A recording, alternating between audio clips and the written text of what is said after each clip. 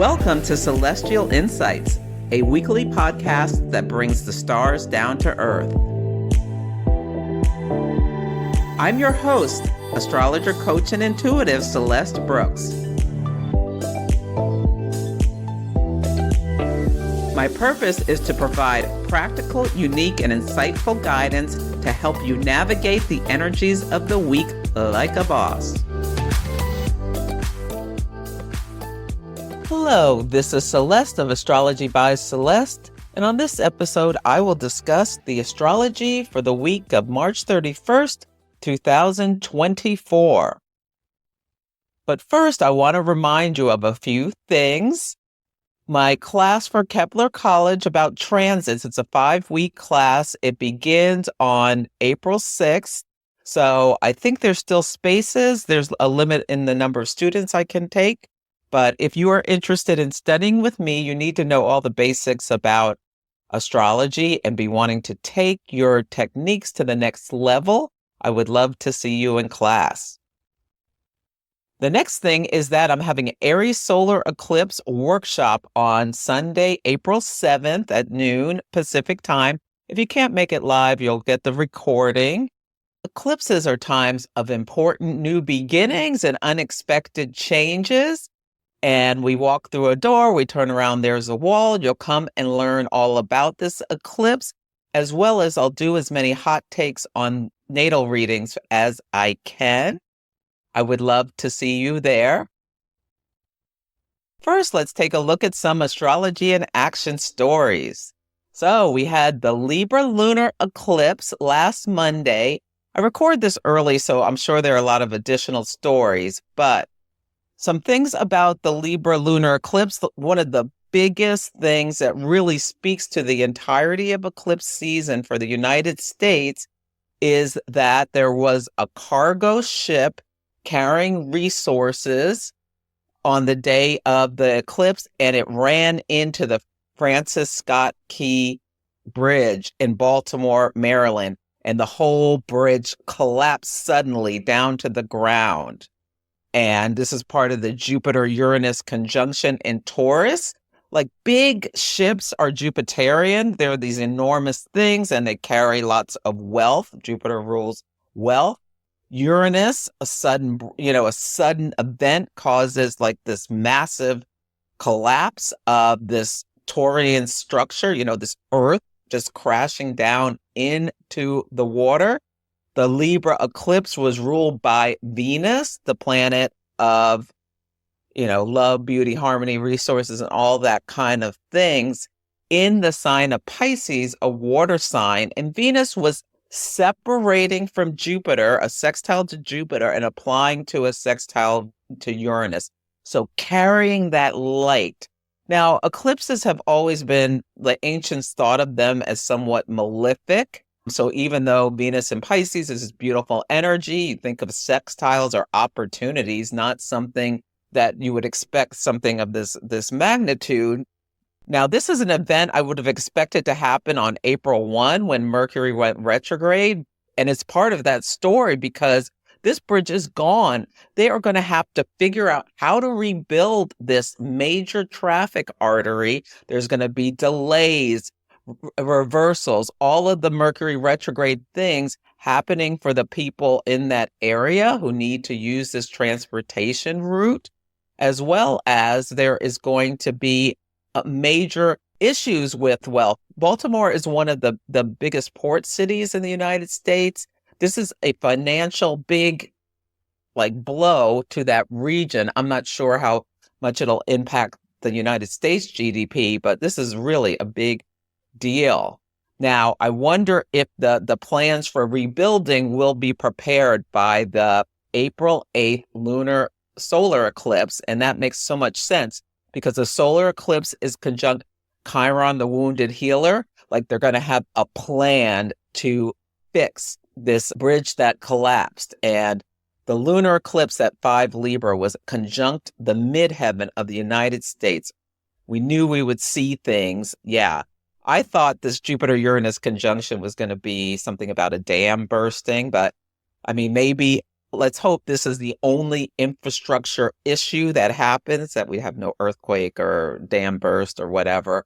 But we'll see. We'll see what happens. But it's a tragedy. The next thing, the U.S. is in a diplomatic relations crisis. Libra rules diplomatic relationships. The U.S. has warned Israel not to go into Rafah, or there may be consequences.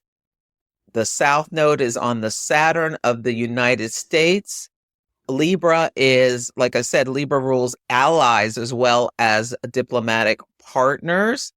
And something that was really interesting that was said, Israel does not realize how much they damaged their image in the eyes of many Americans. The word used was oblivious, and that's very Neptunian. And this lunar eclipse is within 5 degrees of their Neptune. They have Neptune at 10 Libra. The eclipse was at 5 Libra. Well, their Neptune is going to be eclipsed with a solar eclipse in the fall. So anyway, they're oblivious to how much people are horrified by what is going on. And I think it's coming to a head. I wonder if Jupiter Uranus will be sanctions on Israel, because they go in and there's just like massive casualties, and the world is going to have to do something more to make it stop. Sean Diddy Combs, his houses were raided. He tried to flee on a jet. His drug mule was arrested. His sons were arrested. It's sex trafficking. It's a big story. Lots of famous people are going to be embroiled in this. It feels like Epstein Part 2, and that's Jupiter Uranus, the celebrity doing shocking things, and with Libra around relationships and things like that. A lot's going to come out about that. And on the day of the eclipse, he has Uranus at 6 Libra. And Uranus rules aviation, so he tried to take a plane out, is my understanding. As I'm recording this, I don't think he's been arrested yet. We shall see if he went somewhere where there's no extradition. I don't know. Donald Trump also got his bond reduced. He got a lucky break. The Jupiter Uranus is happening on his midheaven. It is textbook lucky break. His Twitter-like thing, Truth Social, is going on sale, and it's going to make him one of the 500 richest people in the world. And his bond was reduced. He's able to pay his bond, and he once again escapes consequences. His chart is fascinating. There was a mass shooting in a Russian concert hall. Libra rules things like art and culture. So, I mean, so much news. I could just go on and on about that, but I'm not going to. It's wild. It's only Tuesday as I'm taping this, and the stories just keep coming and coming and coming.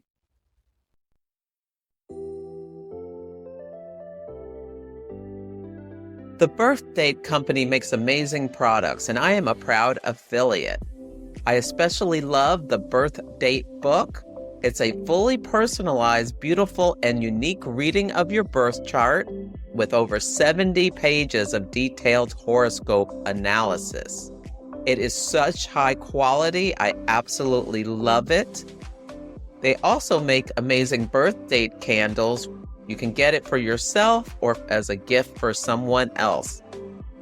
So check out the store and use my coupon code Celeste10 for a 10% discount. Go to bit.ly/3PW3NFM. You can find that in the link in the show notes. Enjoy.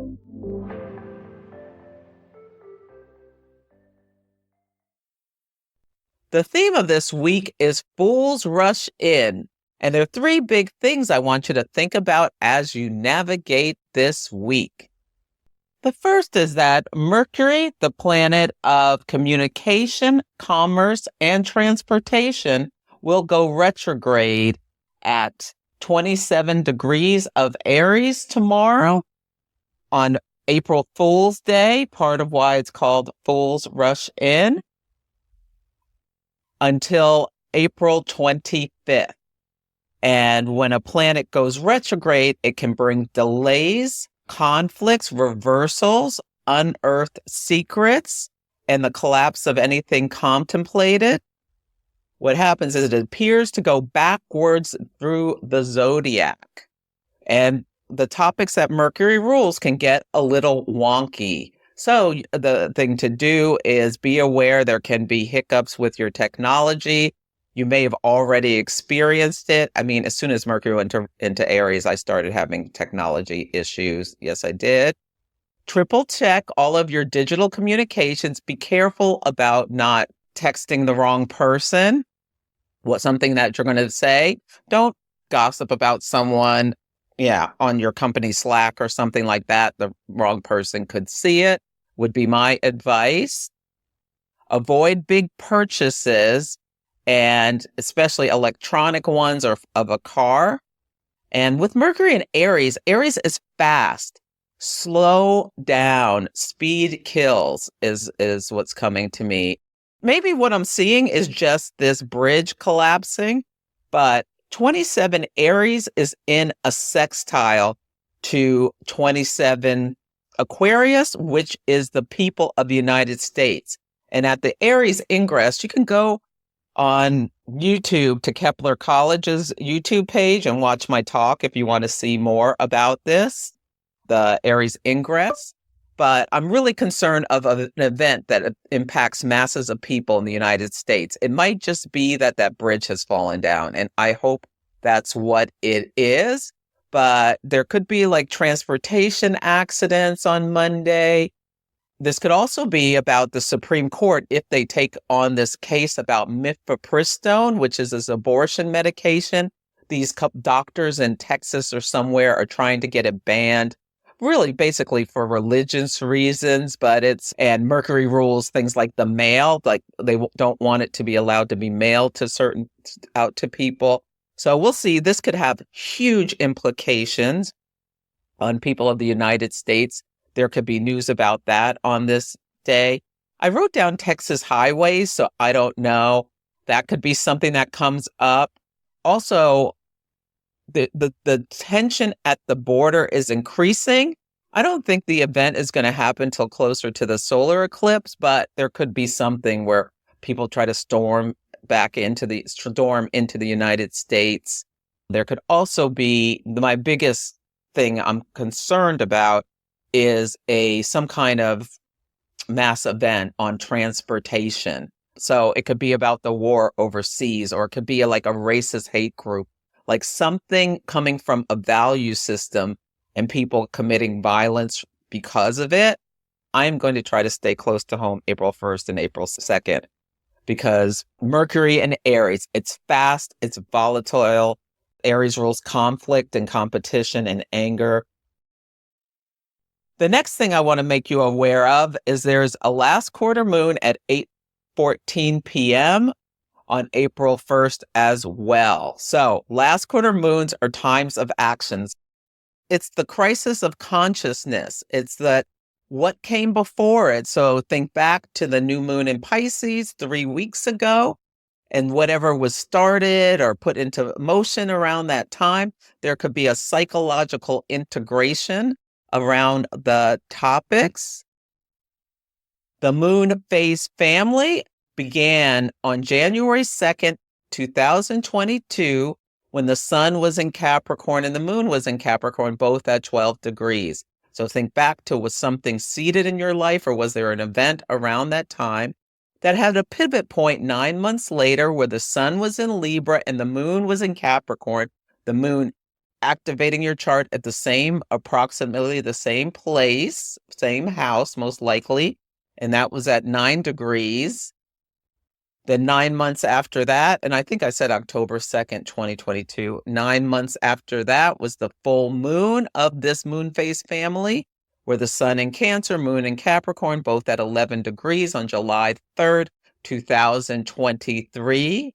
Now, I know a lot of people who were activated around Venus retrograde in Leo had something going on around then. Well, now is the last quarter moon. Sun in Aries, moon in Capricorn, both at 12 on April 1st, 2024. So think back, to these dates, was there a story evolving in your life that had pivot points? Capricorn is cardinal earth.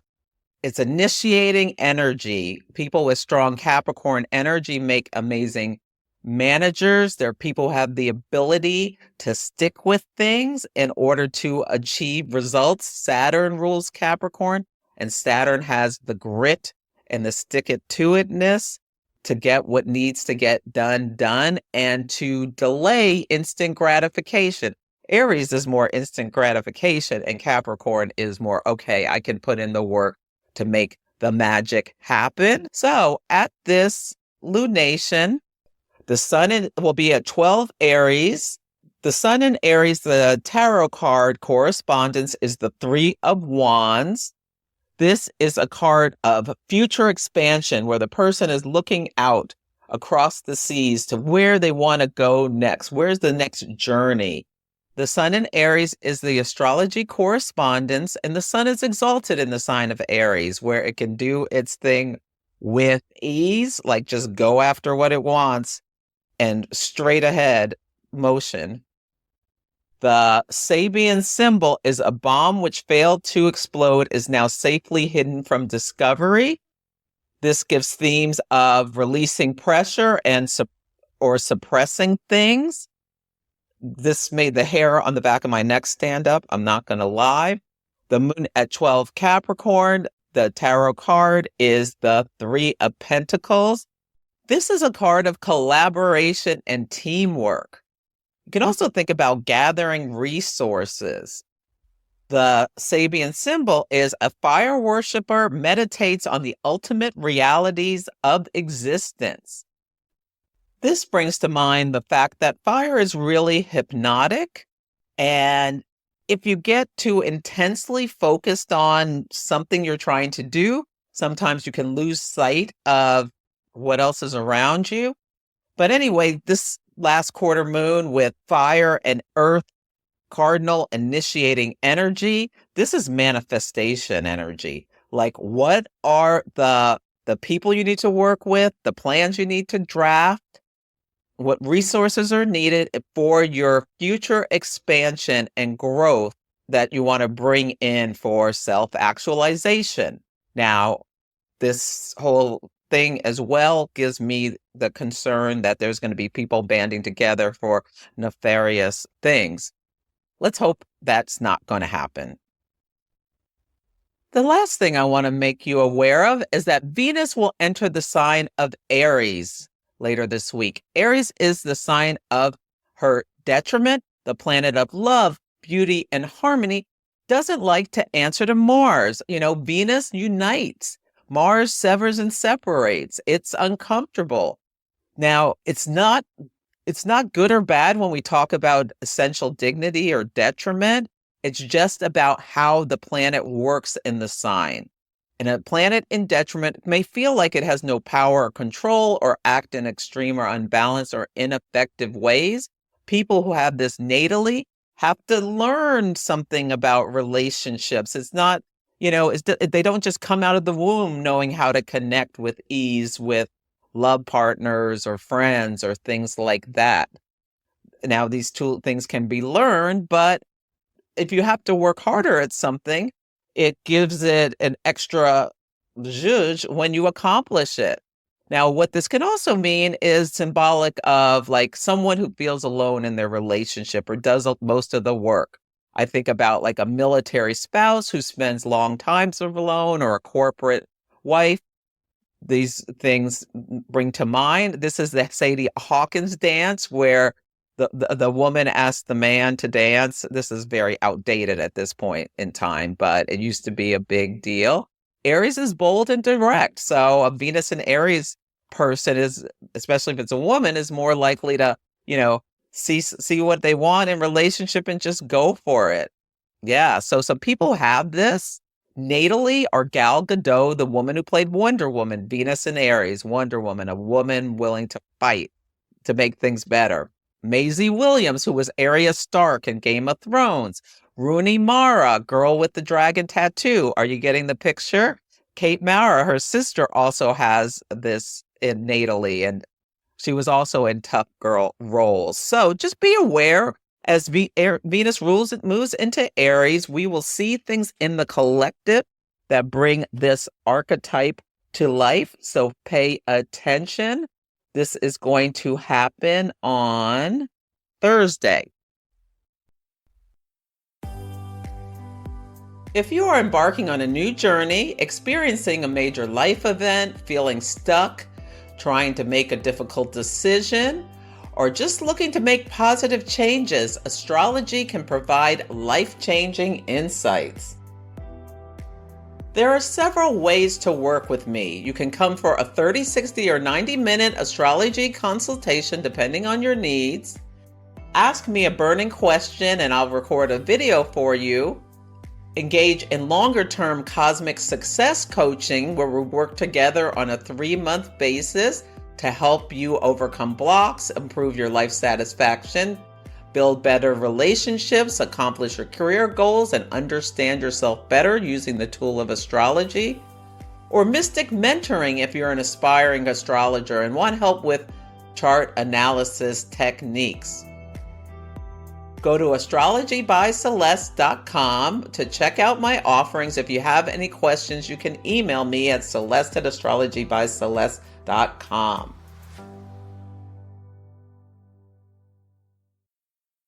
On Sunday, the word of the day is drone. The moon is going to be in Sagittarius most of the day. I love a Sagittarius moon. It's a fire sign. It's feisty, fiery energy.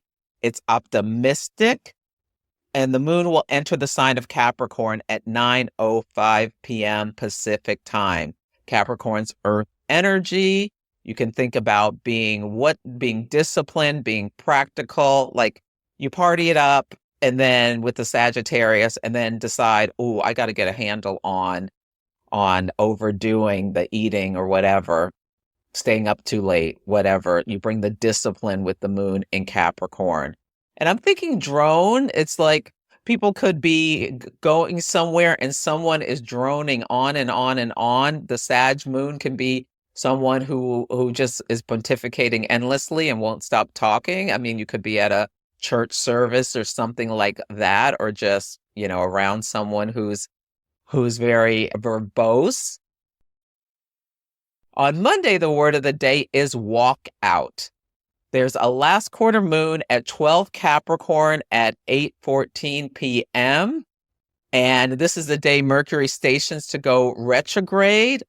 This could be like Mercury retrograde could be like people literally walking off the job. Capricorn rules work. The best way to use Mercury retrogrades is to just slow down and do all the RE words. Rethink, revisit, reconnect. Your ghost comes back.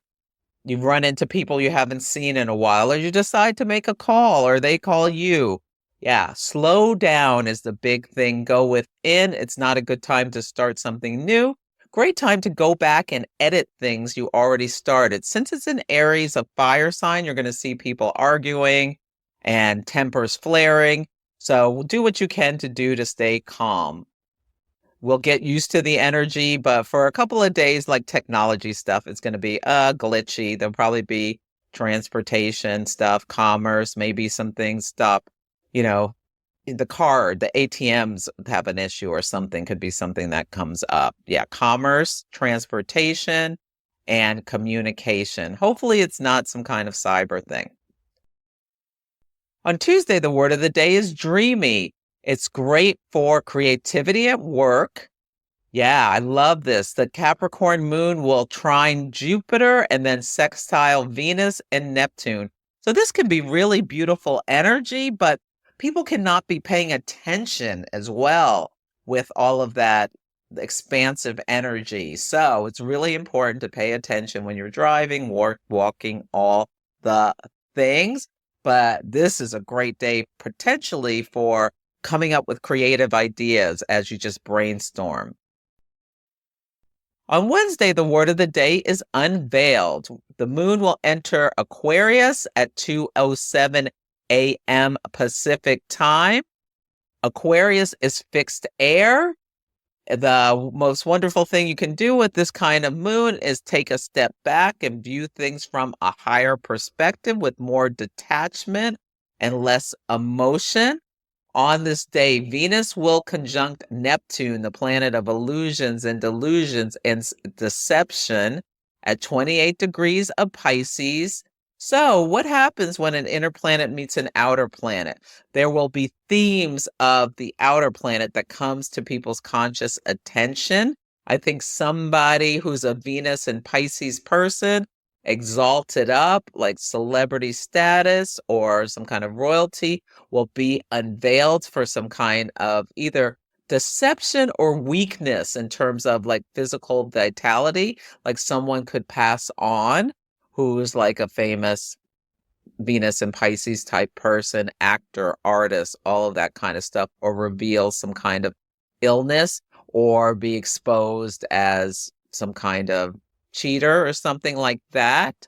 Now, you may be in a relationship where you've been all ooey gooey ooey on the love, and you just see the facade cracks. You just see something about who the person really is. They're human. They're not as perfect as they seemed. Yeah, you just see them for who they really are. It's not anything bad. It eventually happens in any kind of relationship where you're ooey gooey in love. But there's something sickeningly sweet about Venus conjunct Neptune and Pisces. Yeah, you may see or you may see people just like making out all over each other, or that's just a little bit too much, or you taste something and it's like, oh my God, this tastes so awful. And it's maybe poisonous, almost like some things that are too sugary can feel poisonous anyway, in my opinion. On Thursday, the word of the day is bullheaded. The moon will have squares to Jupiter and Uranus. So this fixed energy, they're in Taurus. That's like people can be at crossing each other. The sun will conjunct the North Node in Aries. This is an amplification of Aries energy. Wonderful for competition. Wonderful for if you're exercising. You may find that, you do so much more on the bike or the treadmill or whatever, the boxing gym. Great day to go boxing in the boxing gym. Be interested to see how what we see in the collective of a sun figure, like amplified and talking in a very dramatic way, very Aries way. This is also like a hero standing and making some kind of big declaration about how they're going to protect others. Venus will enter the sign of Aries at 9 p.m. So it's a sign of her detriment. This concerns me about, trying to find peace in any kind of conflict, because Venus in Aries is ready to join the fight.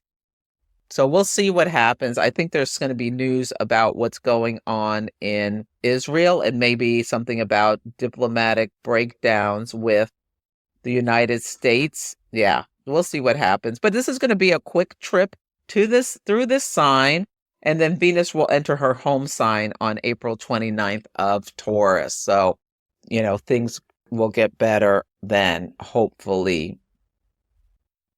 On Friday, the word of the day is careful. So there's slip and fall energy with this because the moon enters Pisces at 4:12 a.m. Pacific time. Pisces is mutable water. It's the last sign of the zodiac. There's always a sense of endings. There's going to be a balsamic moon at 1 Pisces at 6:13 a.m. Pacific time. Balsamic moons are times of releasing. So release, let it go. What needs to rest? Yeah, rest, let it go. I love this. But the moon is going to be conjunct Mars at 11 Pisces on this day. And so that's where I get slip and fall, because Mars is little accidents, or it can be like you eat something that upsets your stomach or something like that is the image I'm getting with this. And that will happen at 10:07 p.m. So yeah, somebody's going to overdo it, overindulge, and trip and fall. So don't let it be you. On Saturday, the word of the day is SWIFTY. Venus is sextile Pluto. So Venus in Aries, sextile Pluto in Aquarius. This is very passionate. So be aware of your passions. If you want to watch a movie like this, Body Heat, 9.5 weeks, remember Venus in detriment can be a little unstable and imbalanced in love, but Pluto, ooh, it is hot and sexy. I wonder if there'll be news about Taylor Swift. She has Pluto at 1 Aquarius, so Venus sextile Pluto. Maybe she'll make some announcement or something like that. Hopefully it's not. She seems happy with this other new guy, so hopefully that's all fine. So anyway, that's it for this week's episode. Feel free to email me at celeste@astrologybyceleste.com with any astrology and action stories. Or let me know how the daily themes are playing out for you. You can also DM me on Instagram. Yeah. Take care, and I will catch you next week. Thank you for listening to Celestial Insights. To learn more about my work, please visit my website, astrologybyceleste.com, where I offer personal readings, horary consultations, cosmic coaching, group events, and classes to help guide people to higher levels of fulfillment. You can also find me on Instagram, YouTube, TikTok, and Facebook at Astrology by Celeste. If you enjoyed Celestial Insights, please help others find the show. Follow, rate it 5 stars, or write a nice review. I would so appreciate it. I'm astrologer, coach, and intuitive Celeste Brooks, and I'll be back next week.